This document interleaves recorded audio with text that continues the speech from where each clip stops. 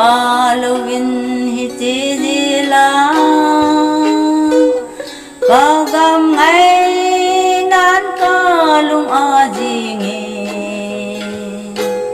Kalung sung aka bangin ikane